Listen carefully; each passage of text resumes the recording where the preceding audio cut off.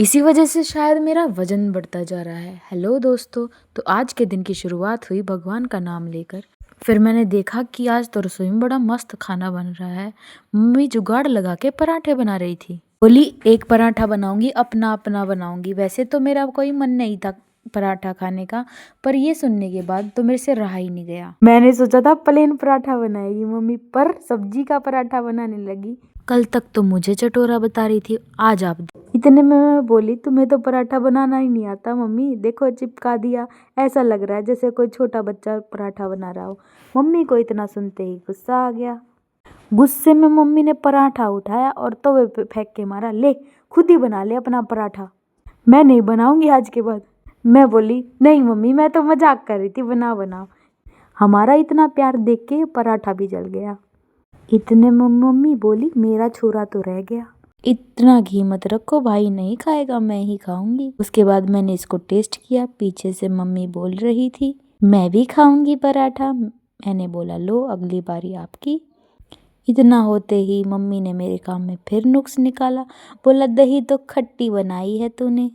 इनको मेरे हर काम में कमी ही दिखाई देती है दोस्तों। क्या बताऊं, मेरा तो दुख ही बहुत बड़ा है। मैं तो चुपचाप अपना पराठा उठा के रसोई से सटक गई, कहीं हाथ से निवाला ना चला जाए। जुबान संभाल के बात करो।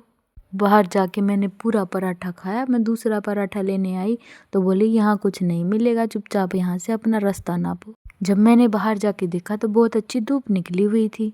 फिर मैंने देखा मेरी चप्पल टूटी हुई है और ये बहुत दिन से मुझे परेशान कर रही है। फिर मैंने इसका जुगाड़ बैठा दिया और ये फिर से पहले जैसी होगी, एकदम फिट एंड फाइन। इसके बाद मम्मी बोल के गई थी कि गाजर छील देना, गाजर का अचार बनाना है। मैंने कहा ठीक है। फिर मैंने कुछ गाजर छीली, फिर बाकी गाजर मेरे भाई को दे दी कि भाई ले तू की छील दे।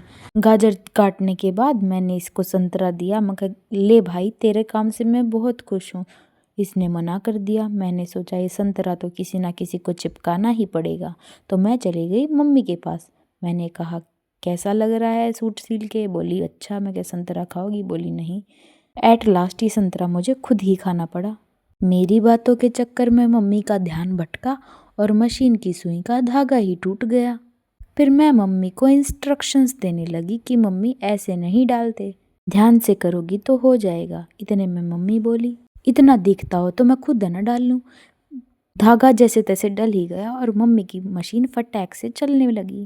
के बाद मैं घर आई, खाना बनाया तो बाहर जाके देखा तो रात हो चुकी थी। Bye bye.